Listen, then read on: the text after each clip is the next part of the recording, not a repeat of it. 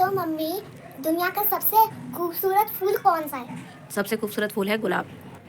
Hello friends, Radhe Radhe सभी को। कैसे हैं आप सभी? आई होप आप बहुत अच्छे होंगे। मैं भी बहुत अच्छी हूँ। ये है मेरे कान्हा जी और यहाँ पे मैंने इत्र की शीशी खोल कर रखी है ताकि स्मेल बरकरार रहे। और आज मैं एक रेसिपी के साथ शेयर करूँगी अपनी बेटी की कुछ नटखट बातें। वो मुझसे कह रही थी कि मैं आपसे कुछ सवाल करूँगी, उसके जवाब देने के बाद ही मैं नाश्ता करूँगी। तो मैं आपको मिलवाती हूँ अपनी बेटी से। तो ये है मेरी तो बेटी। मम्मी, दुनिया का सबसे खूबसूरत फूल कौन सा है? सबसे खूबसूरत फूल है गुलाब। Very good. और दुनिया का सबसे सुंदर कीड़ा कौन सा है? सबसे सुंदर कीड़ा है बटरफ्लाई। Okay, very good. और और दूसरा जवाब और रह गया, बस दो जवाब रह गए हैं बस। ये बताओ, जंगल में सबसे क्यूट जानवर कौन सा है? जंगल में सबसे क्यूट जानवर खरगोश है। Very good. और एक और। जब इसके सवाल ख़त्म हो गए तो फिर हमने किया नाश्ता। ये मेरी बेटी का दूध है और इसमें कुछ रस्क भी ले लिए थे और मुंह बना रही थी क्योंकि उसको नमकीन भी चाहिए थी। तो कह रही थी क्या हालचाल। एक और सवाल है, तो उसको ध्यान से बताना बिल्कुल। बताओ। दुनिया में सबसे अच्छा इंसान कौन है? सबसे सबसे अच्छा इंसान है अंशी। तो कौन है? Mummy papa. जोर से बताओ। पता मम्मी नहीं। पापा। Mummy papa. अच्छा, कैसे? मैं पागल हूँ। कैसे? सबसे अच्छे इंसान क्यों है? इसलिए कि उनमें ना, उनको सब पता होता है। मैं एक नंबर की बेबी। अच्छा। तो आज मैं बनाने वाली हूँ भरेमा तोरई। और इसके लिए मैंने इसको सबसे पहले धोकर छील लिया था और फिर मैंने इस तरीके से इसको बड़े बड़े पीसेस में काटा। और मैं क्योंकि इसे अलग तरीके से बनाने वाली हूँ, एकदम राजस्थानी स्टाइल में, तो इसमें बड़े बड़े पीस मैंने इसीलिए काटे हैं। और देखिए तोरई तो इतनी ज़्यादा लग रही थी और छिलके देखो कितने सारे निकले हैं। अब तो ज़रा सी बची हुई है तोरई और पता नहीं कितनी सब्ज़ी बनेगी, हो पाएगी या नहीं पता नहीं, लेकिन चलो देखते हैं। अब इतनी ही है तो इतना ही बना लेते हैं। तो मैं इसको बीच में से इसका जो वाइट पार्ट है वो निकाल रही हूँ ताकि इसमें मैं मसाले को फिल कर सकूँ, क्योंकि भरेमा तोरई बना रही हूँ इसलिए। और क्योंकि आपको अगर समझ में नहीं आ रहा तो मैंने स्लो मोशन में भी आपको दिखा देती हूँ। देखो इस तरीके से मैंने इसको निकाल लिया था चाकू से कट करके। और यहाँ पे मैंने कढ़ाई रख दी। कढ़ाई में डाली है मैंने कुछ मूंगफलियाँ। इसे मैं अच्छे से भून लूँगी, मतलब जिससे कि नमी निकल जाए। तब तक मेरी बेटी डांस कर रही थी जब तक कि वो भून रही थी।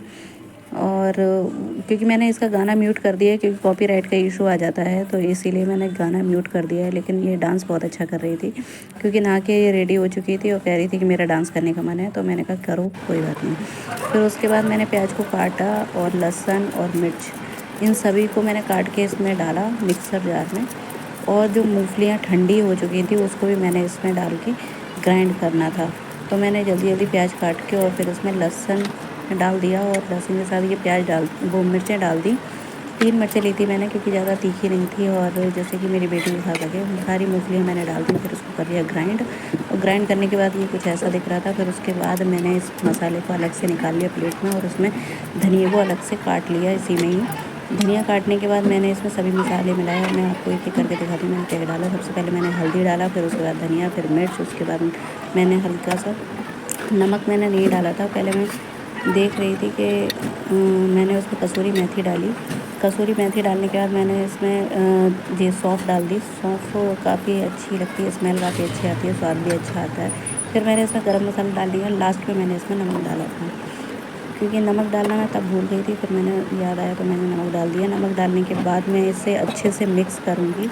और मिक्स करने के बाद क्योंकि चम्मच से मिक्स करने में दिक्कत हो रही थी, मैंने सोचा कि इसे हाथ से ही मिक्स कर लेती हूँ। तो हाथ से करते हैं तो अच्छे से मिक्स हो जाता है। अच्छे से जब मिक्स हो गया तो मैंने जो अलग से तोरई मैंने जो होल करके रखा हुआ था, उसका वाइट पार्ट जो निकाल दिया था उसमें मैं फिलिंग कर दूँगी। और उसका जो वाइट पार्ट निकाला था ना मैंने, वो भी मैंने इसी में मिक्स कर दिया था बाद में, जो कि मैंने आपको वीडियो में नहीं दिखाया है।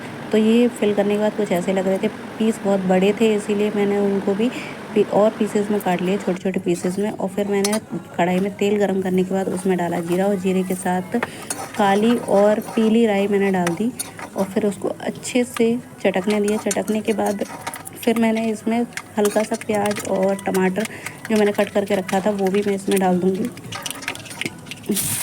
और ये मैंने इसमें डाल दिया और फिर जब तक और ये अच्छे से भुन गए थे और भुनने के बाद ही मैंने जो फिलिंग करके रखी थी तोरई में, वो सारी तोरई मैंने इसमें डाल दी एक एक करके।